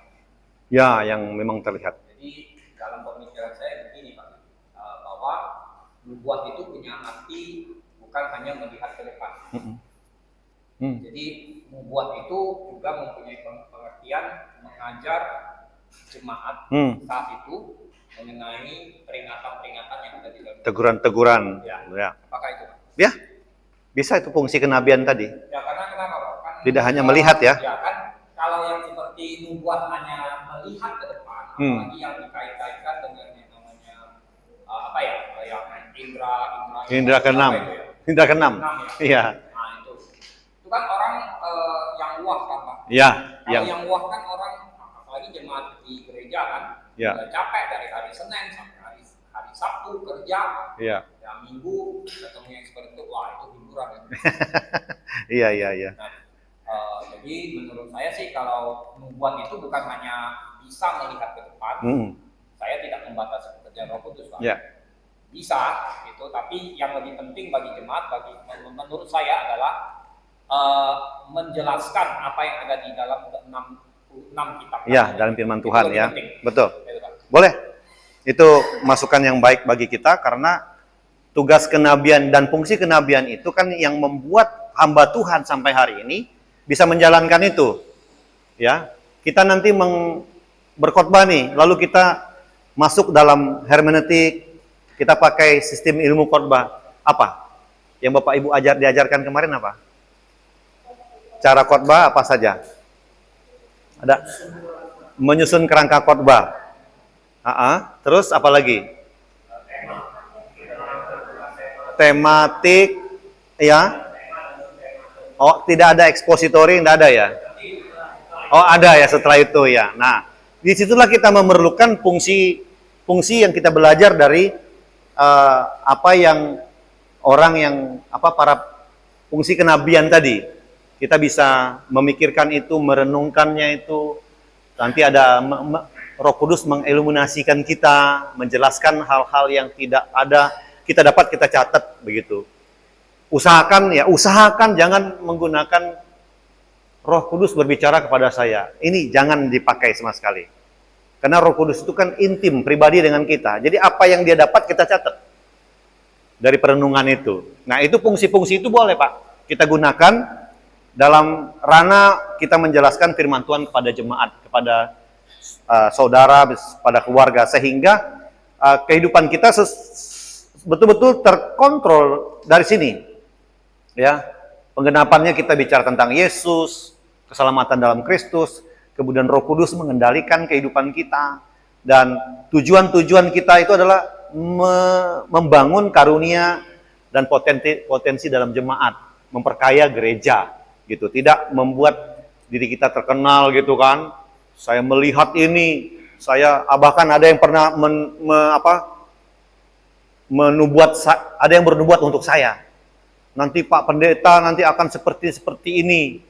Yaitu tidak begitu maksud fungsi kenabian dalam perjanjian baru, tetapi sesuatu untuk membangun komunitas, membangun masyarakat begitu. Jadi tidak untuk membangun seseorang saja gitu, tapi membangun banyak orang gitu. Itu yang tadi fungsinya di sini nih, membangun karunia rohani dalam jemaat begitu. Terus fokusnya kita bagaimana kita memberitakan Injil gitu ya. Makanya Bapak Ibu jangan juga lupa berdoa, minta Roh Kudus pertemukan kita dengan orang-orang yang sedang haus mencari Tuhan. Gitu. Ada saudara-saudara kita yang ada di seberang ini, mereka sedang mencari keselamatan, mencari kepastian. Kenapa? Mereka tidak pasti. Nabi mereka saja kan nama belakangnya semoga. Semoga diberkahi oleh Tuhan.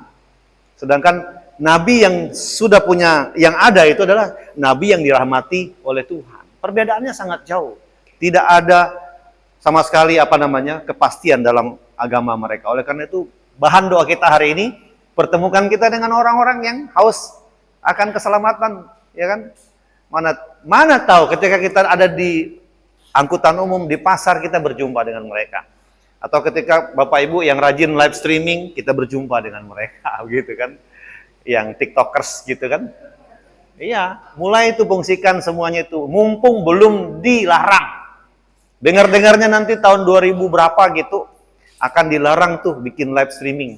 Karena itu menimbulkan kekacauan, chaos katanya. Nah, kan nanti kesempatan untuk kita memberitakan ini kan semakin dipersempit hari-hari ini. Mumpung masih terbuka. Nah, ini tugas Bapak Ibu. Baca Yesaya 1-6 dan Hosea 1-3. Lalu bikin refleksi satu halaman. Apa peran Nabi dalam konteks zaman sekarang? 10 menit kita masuk di materi bonus, yaitu sejarah singkat bangsa Israel. Singkat saja. 10 menit, ini 10 menit, begitu di jam 8 langsung kita baca Alkitab dan refleksi. Bisa ya? Bisa? 6 pasal bisa baca kan? 6 pasal. Mana? Mana nih? Iya, 6 pasal Yesaya. Dan boleh pilih lah, boleh. Saya kasih keringanan. Boleh pilih yang paling ringan yang mana. Pilih ya. Nanti direfleksikan apa peran Nabi dalam konteks zaman modern. Tadi yang sudah dibahas itu tuh, masukkan itu. Makanya kalau teman-teman kita menyampaikan pernyataan, direkam. Iya. Mana tahu itu adalah berasal dari Tuhan, gitu kan? Oke, bonus pelajaran kita hari ini sejarah singkat tentang Israel dan Yehuda. Yehuda sama dengan Yuda dalam konteks sejarah kuno Ibrani. Sekitar abad ke-11 sampai 10 sebelum Masehi, ya, sebelum Yesus lahir, berarti 11 abad. Berapa ribu tahun itu? Berapa ratus tahun itu? 1100 ya? Satu abad kan 100 tahun kan? Berarti 1100 tahun sebelum Yesus lahir, wilayah Kanaan yang sekarang mencakup Israel, Palestina dan sekitarnya dihuni oleh suku-suku Israel yang berasal dari keturunan Yakub. Yang kalau kita baca warisan itu mereka terima pada saat mereka menduduki tanah Kanaan secara utuh, yaitu zaman Yosua dan hakim-hakim. Bapak Ibu boleh baca perdalam itu nanti di situ ya. Sejarah-sejarah singkatnya ini. Mereka mula-mula dipimpin oleh para hakim. Apa bacanya nih? Judges. Lalu bersatu di bawah raja pertama mereka bernama Saul, yang tadi ada Roh Kudus undur dari Roh Tuhan, Roh Allah undur dari dia kan. Kemudian ada Daud, ada Salomo. Kerajaan bersatu ini sering disebut dengan kerajaan Israel bersatu, United Monarchy, dengan pusat pemerintahan di Yerusalem di bawah Raja Daud dan Salomo yang paling besar. Tapi yang paling terkenal ayahnya bernama Daud. Gara-gara Daud lah, ya, gara-gara Daud Tuhan tidak menghukum Salomo. Itu hebat itu. Ini pesan bagi seorang ayah, ya, pesan kuat Alkitab untuk bapak-bapak. Bapak-bapak punya kuasa. Seperti Ayub, dia selalu mempersembahkan korban. Mana tahu anak-anakku berdosa. Jadi bapak-bapak itu punya kuasa, ya, representatif. Bapak surga itu ada di bapak-bapak. Makanya kasih bapak itu penting untuk merangkul anak-anak kita yang ya agak sedikit unik, bandel, nakal gitu kan. Jangan kita mengutuk mereka. Kita panggil, kita rangkul mereka. Kenapa? Seorang bapak yang bernama Daud lah yang membuat Salomo itu tidak tidak mengalami kemurkaan Tuhan. Walaupun di akhir hidup Salomo itu dia bersama-sama dengan orang-orang Baal gitu, menyembah yang bukan Allah Abraham, Ishak dan Yakub. Tetapi karena Daud, Tuhan sudah berjanji sama Daud, dia akan memakai keturunanmu, gitu ya. Bisa aja Tuhan cari yang lain. Kenapa dia nggak menggantikan? Tetapi itulah Tuhan kita yang unik ya, yang luar biasa. Nah, lihat perpecahan kerajaan Israel dan Yehuda. Setelah wafat Raja Salomo sekitar 930 sebelum Masehi. Bapak Ibu sadar nggak? Ini semakin turun kan? Jadi dari Kristus itu sentralnya. Tahun yang lama itu dia akan turun mengecil-mengecil sampai 0. Nanti tahun Masehi 1, 2, 3, 4, 5. Bayangkan yang mengaku nabi tadi, nabi besar tadi, nabi besar, namanya besar gitu kan. Dia baru lahir di tahun berapa? 700 kan? 600 sekian, hampir 700. 7 abad ya? 7 abad setelah atau 6 abad setelah Kristus. Itu berapa peradaban sudah berubah begitu ya. Kita aja baru hidup berapa tahun kita hidup ini? Saya 45 tahun. Ada yang lebih dari saya? Setengah abad, Pak Aposan. Pak Yo? 2 abad. Wah. Belum putih. Iya. Ya terpecah jadi 2 kan. Itu aja mas sudah banyak perubahan yang kita lihat ketika kita baru hidup setengah abad begitu. Sudah banyak perubahan terjadi. Banyak sejarah dunia yang sudah kita lihat. Apalagi sudah melewati ratusan tahun gitu, datang-datang ngaku gitu ya. Itu kita bahas sedikit. Nah, lalu terpecah menjadi 2, yaitu kerajaan Israel utara yang satu beribu kota di Samaria. Dan ingat nih, 10 Israel ini yang hilang sekarang Bapak Ibu. Kita nggak tahu di mana mereka ada. Boleh dilihat, dicek di YouTube, di mana, tanya Google, tanya si AI juga. Pasti nanti ketemu nih, di mana mereka. Itu perkiraan dan referensi saja. Bisa jadi mereka ada di suku Batak, suku Manado. Serius, bisa ada di suku NTT. Kita nggak tahu 10 ini kemana, mereka hilang begitu saja. Kenapa? Mereka melawan, ya, mereka tidak mau bersatu dengan Yehuda sebagai lambang pemerintahan itu, makanya disebut singa Yehuda. Singa dari Yehuda itu lambang Kristus yang lahir dari keturunan Yehuda. Gitu. Yesus itu disebut dengan singa Yehuda. Singa dari Yehuda, bukan singa Yehuda. Lalu kerajaan Yehuda disebut selatan, ya, Israel selatan utara berpusat di Yerusalem, terdiri dari suku Yehuda dan Benyamin. Semula saya berpikir kenapa nggak sama Yusuf gitu, kok sama Yehuda? Ya, karena memang pasukan-pasukan yang gagah berani itu asalnya dari sini. Hebat-hebat mereka. Kekuatan-kekuatan itu datangnya dari sini. Tetapi yang Bapak Ibu lihat sekarang ini, yang namanya Benyamin Netanyahu itu berasal dari suku Benyamin.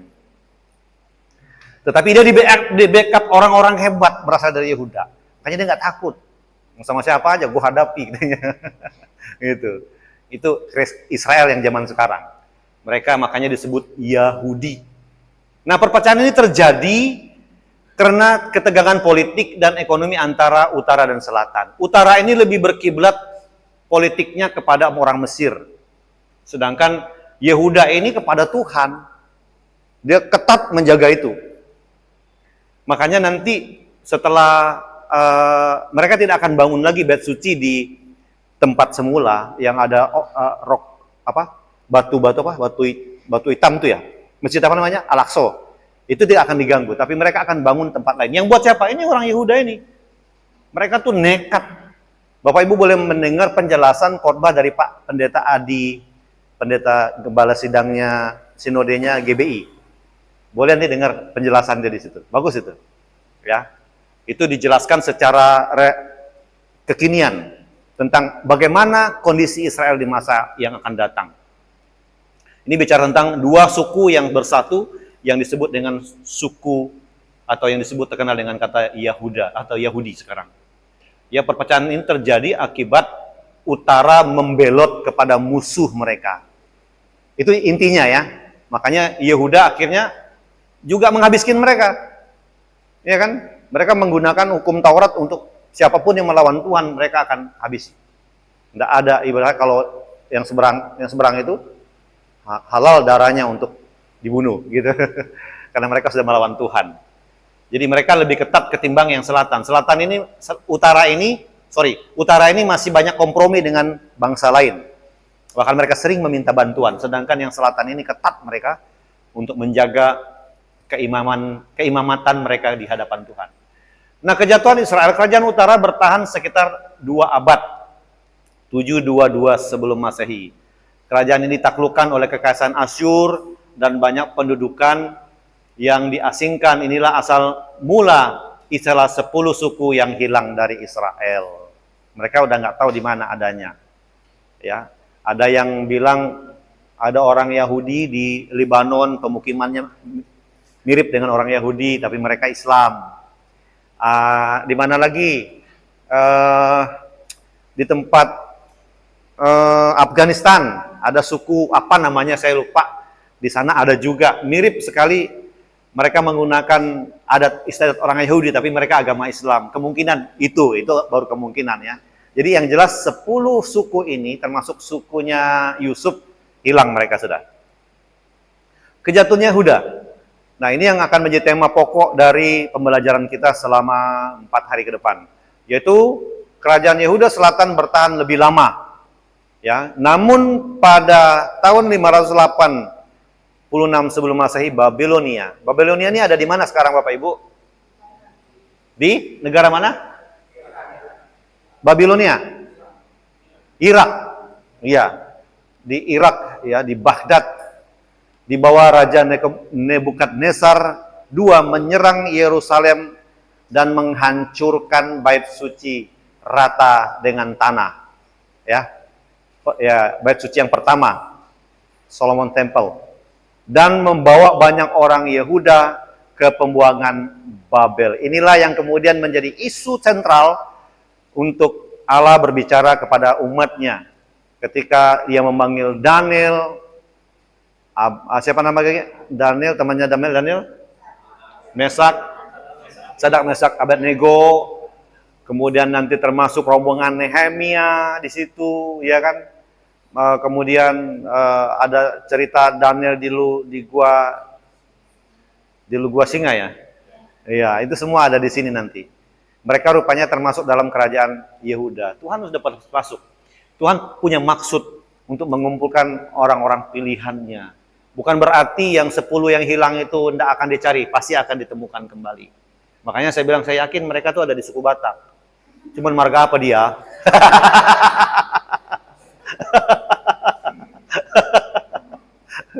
Kita nggak tahu marga mana dia nanti dia. Kita lihat aja nanti di akhir zaman. Tapi kita nanti menjadi pengadil loh. Kita akan mengadili 12 suku Israel itu. Kita akan menjadi pengadil. Ingat, itu ada dicatat di Wahyu juga. Jadi berbahagialah Bapak Ibu menjadi orang yang akan melihat suku itu yang mana aja yang datang, yang kumpul nanti dikumpulin. Gitu. Kita lihat pemulihan dan setelahnya. Sekitar 538 sebelum Masehi, setelah Persia menaklukkan Babel, ada Raja Kores, ini terkenal juga di kitab, dari Persia. Persia sekarang negara apa? Coba? Iran. Kalau Bapak Ibu nanti ikut khotbah yang saya sebutkan tadi, khotbahnya itu sampai 1 jam 25 menit, khotbahnya lama banget. Pak Adi siapa namanya ya? Adi Abraham. Nanti Bapak Ibu boleh dengar dia cerita tentang ini. Itu seru banget. Jadi cerita Alkitab itu yang kita baca begitu ngantuk, begitu monoton, diceritakan seperti hidup. Itu jarang kita menemukan hamba Tuhan yang model begitu. Termasuk dosen kami dulu perjanjian lama.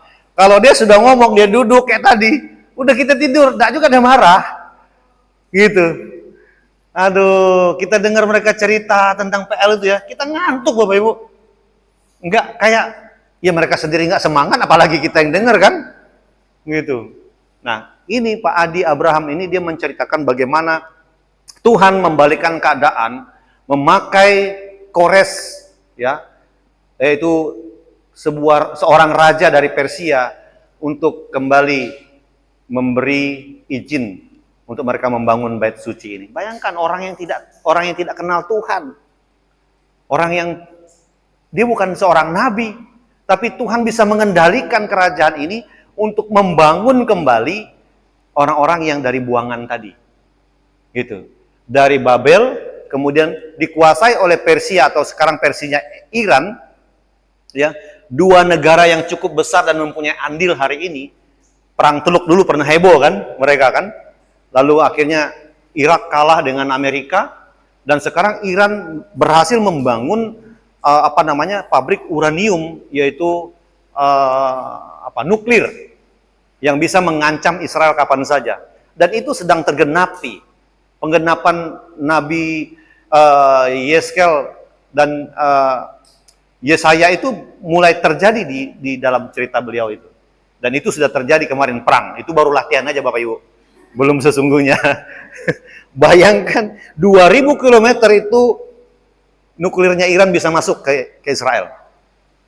Tuh. 2000 km loh jaraknya itu. Itu baru yang kecil saja. Ya. Tapi gini Pak ya. Bapak bilang tadi kan dari mana tadi ya. Semua nabi itu menuju kepada Kristus. Ya. Mesias. Kita tahu bahwa baik di pertama dihancurkan, lalu dibangun lagi, Ya. diizinkan Tuhan untuk dibangun lagi, lalu dihancurkan lagi. Second temple, second temple itu dihancurkan oleh Kristus. Ya. Nah, baik suci ketiga, kalau saya ya, saya berdirinya saya Tidak tahu. yakin gitu. Ya, tidak. Saya yakin akan dibangun. Kenapa Pak? Yang pertama secara teologis, kalau baik suci yang ketiga harus dibangun, untuk apa Kristus mati di atas kayu salib? Ya. Karena Kristus mati di atas kayu salib itu menggunakan seluruh Taurat, Ya. termasuk Imamat pasal 16. Imamat pasal 16 kan berbicara tentang hari raya kedamaian. Ya. Mana itu ada dua korban ya. Betul. Satu ladang, satu di baik suci. Nah, jadi menurut saya Ya, nggak apa-apa. yang percaya bakal bilang, Ya. meskipun nanti kalau Terjadi. naik batunya, Ya. temboknya, itu kekerasan. Ya. Nah, yang kedua Pak, Ya. secara teologis, Kristus yang kan Kristus kan datang sebagai raja, dan dia sudah menang. Jadi istilahnya aturannya itu bukan aturan Yang lama. Sekarang aturannya perjanjian baru di dalam Yeremia Ya. akan memberikan perjanjian baru. Lalu Roh yang baru. mengatakan inilah darahku, darah perjanjian baru. Ya. Tetapi aturannya bukan aturan Yahudi. Betul. Aturan Kristus. Ya. Nah, aturan Kristus itu bilang apa Pak? Di dalam Yohanes pasal 4 dikatakan kamu tidak akan lagi menyembah Allah Di dalam Yerusalem, di bukit. di Ya. gunung ini, Ya. tapi Roh dan kebenaran. Ya, enggak apa-apa. Yang Bapak sampaikan itu benar, tapi persoalannya kan ini kan keinginan orang-orang Yahudi, suku Benyamin sama Yehuda. Nah, di Wahyu dibicarakan kalau bait itu dibangun kembali, itulah tandanya Kristus akan datang. Gitu. Itu justru kita harus berjaga-jaga, itu tanda. Kita nggak tahu tanggal mereka buat barang itu sudah dalam plan project secara silent mereka buat sudah itu. Dan mereka tahu ketika mereka membangun tempel itu, bait yang ketiga ini di atas Al-Aqsa itu akan mengguncangkan seluruh dunia dan terjadi perang, dan tidak skenario-nya tidak seperti yang dicatat oleh Alkitab. Tapi ketika mereka membangun di tempat lain, itu akan persis seperti yang dikatakan Alkitab. Makanya ya tugas nanti Bapak Ibu kecil-kecilan selidiki khotbah Pak Adi Abraham. Itu dia ceritakan di situ begitu detail, persis seperti yang terjadi di Alkitab dan apa yang diwahyukan, apa yang dibicarakan di dua kitab ini, Daniel dan juga Yehezkiel. Jadi betul Pak, itu iman Kristen kita. Tetapi ingat, Yahudi punya doktrin sendiri mereka. Mereka punya keyakinan bahwa Mesias yang sudah datang di dalam Yesus Kristus itu belum Mesias yang mereka tunggu, karena mereka mau Yesus itu datang sebagai raja yang memerintahkan seluruh dunia, gitu. Makanya nanti ketika Israel terjepit pada masa itu, barulah Kristus turun. Padahal dalam pemahaman teologi Kristen, Itulah kedatangan Yesus kedua kali. Dia memerintah sebagai raja, gitu. Nah, jadi pembangunan bait suci itu yang ketiga itu akan disebutkan sebagai tanda di Wahyu itu, ya. Nah, ringkasan timeline-nya ini terakhir kayaknya nih. Oh ya, terakhir.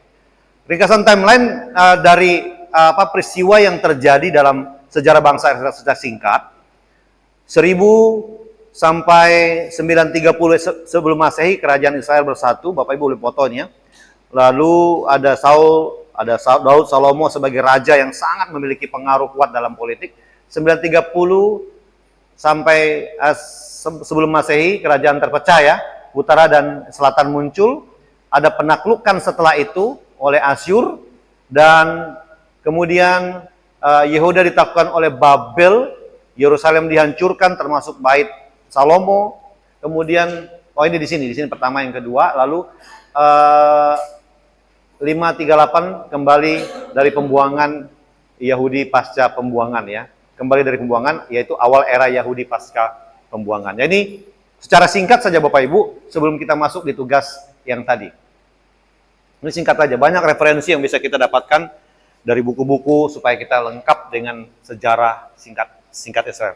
Mari kita lihat tugas kita. Silakan Bapak Ibu memilih tugas ini, dan dalam waktu 20 menit ya, cukup lah ya. Dibaca lalu direfleksikan. Temanya apa? Apa peran Nabi dalam konteks zaman modern? Yang sudah selesai? Ya, pulang duluan. Tapi hujan ya.